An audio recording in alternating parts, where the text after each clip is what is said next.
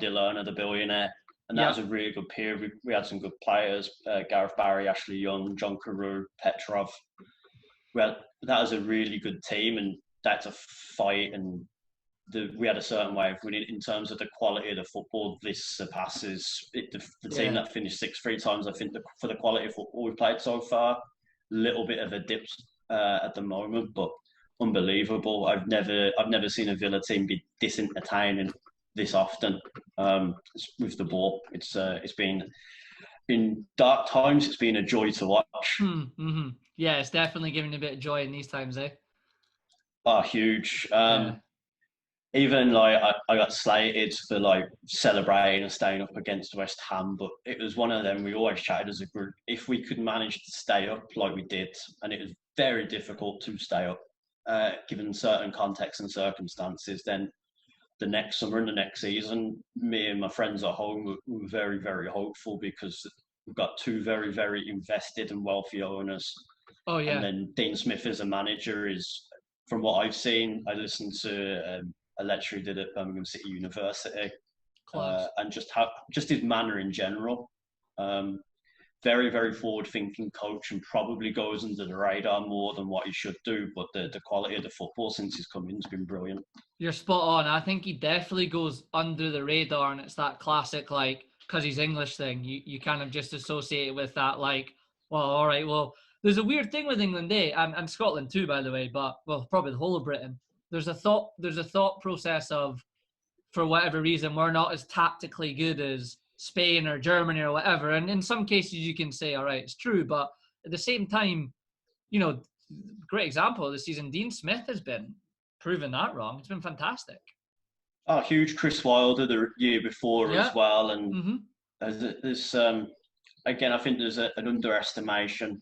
Even if you go back as far as that Leicester team that won the league, if you look at the 10, 12 games in the end of the season before, the job Nigel Pearson and now Craig Shakespeare did, who's now at Villa, the momentum for that title run came from the season before. They stuttered a bit at the start, but if you look back at it properly, like there's some really good English coaches out there that just don't get, because they haven't got an O at the end of the name, or they sit on a bucket, they don't get the plaudits that they probably warrant. But again, just reading around Dean Smith, I'm particularly interested in Brentford, like I'm sure most modern football people are. Yes, listening to him talk about Matthew Benham and things like that, it's and even recently in one of his latest interviews, he was saying he grew up playing chess and he was a West Midlands chess champion, so that might give him a bit of a background into a bit of tactical nous, but it's been good.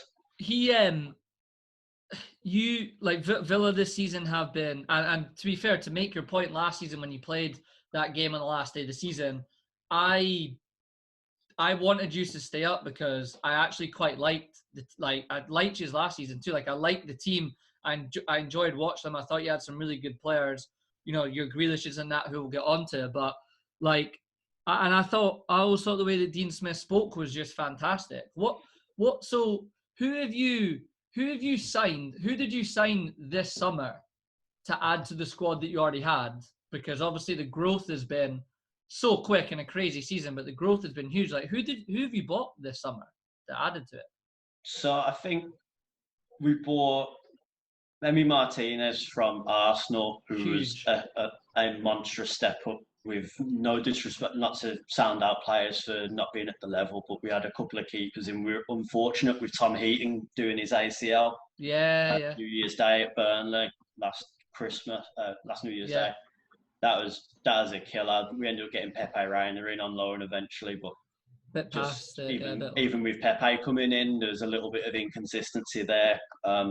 But Emi Martinez has been huge. I think the one that's starting to get the plaudits that absolutely deserves it is Matty Cash. Yeah. I think even watching the Leicester game yesterday, I think the one thing we missed, and I think Dean Smith brought it up in his interview after the game, is that El Mohammadi shouldn't have got involved in something and a couple bits and pieces. But from watching the game, I can tell there was a level of intensity missing that Matty Cash brings, but there was also a bit of a disruption in that back five that had been there, just knowing where they're going to be, knowing how they're playing. But then the threat down the right was completely gone, which when you're dealing with Harvey Barnes, the further you can push him back into his own half, you minimise the danger, essentially. But with all due respect to El Mohammadi, he's no Matty Cash. I think Matty Cash massively under the radar for 16 million, which we were all a little bit thing about when he first came in, because as a fan, I loved watching Freddie Gilbert. I thought he was quality. Mm-hmm. But then I can't knock the decision to drop him out, and Gilbert's now on loan at Strasbourg and doing okay back in that league. But Matty Cash, unbelievable. I told you I started my Fate Manager game on Villa, and in pre-season, Matty Cash got injured for 4 months, and Ollie Watkins is out for 8 weeks. So I'm scraping the barrel to get some signings, and I've got 2.5 million to spend. I don't know what to do. But that Matty Cash is Matthew likes him. Matthew really likes Matty Cash. He's been a fan of him for a while. That's a great shout. But the signing of Martinez is in the last part of the season at Arsenal. I thought he was phenomenal. And then I saw they'd let him go to you, and I was like, what are they doing?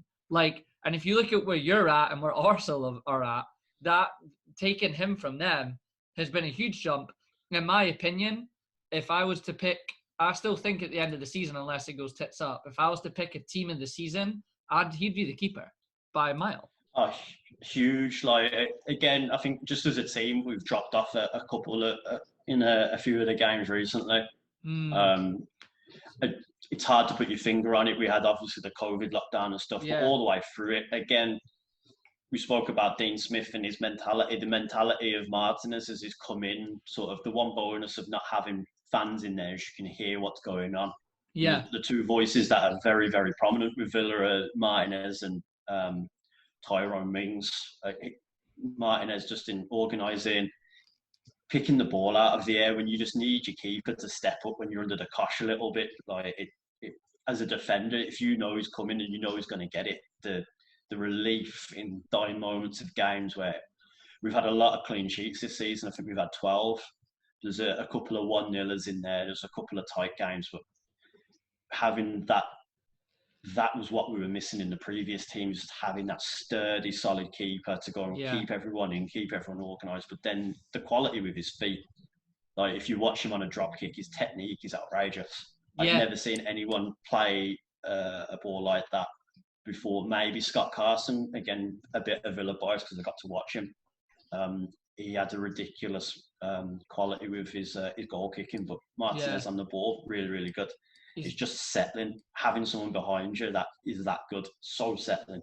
Massively, man. He's been worth every single penny and more. I mean, I think did you pay 20 for him maybe?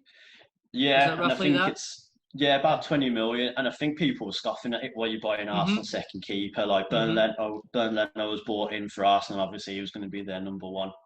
Now I think the question at the end of the season is, why did Arsenal let him go in standard Arsenal fan TV fashion? But how did you let him go for so cheap as well? Yeah. He's been quality. He has been, man. He's been solid. You can tell by looking at him too, like you mentioned it, like you can tell he's quite an ambitious person. He's a competitor. He wants to do well. He wants to improve. And again, credit to Dean Smith because he obviously wants that mentality in his side, which is class.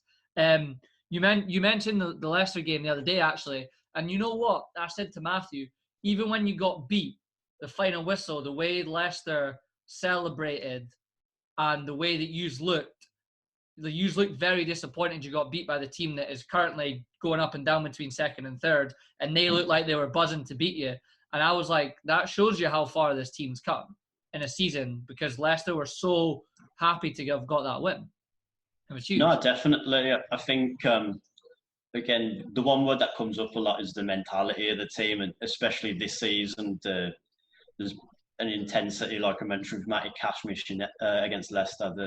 There was a definite dip in the intensity. But again, the Leicester game, and to be honest, similar with the Man United game at Old Trafford, I watched the Man United players at the final whistle when we had a slow start to the game, got back into it, and for the majority of the match, I think we were really leaning into them, like good quality football, and it showed. I think if you go looking at the amount of fouls that are committed against Villa players, and if you watch the game again, the cynicism in some of the tackles, just some of the naughtiness and having to side us down and catching us on the break, and then their celebrations at the end. I think it's a massive statement for where we're going as a club, where the team is at the moment as well. Huge. And again, it's there's underlying causes to a little bit of the blip in the form at the moment, but in general, again, whether we finish 6th or 13th, where I think we might have, I was hoping for us to go and finish like being that mid-table to the best of the rest of the other 14 at the start of the season. I still think is a really good season.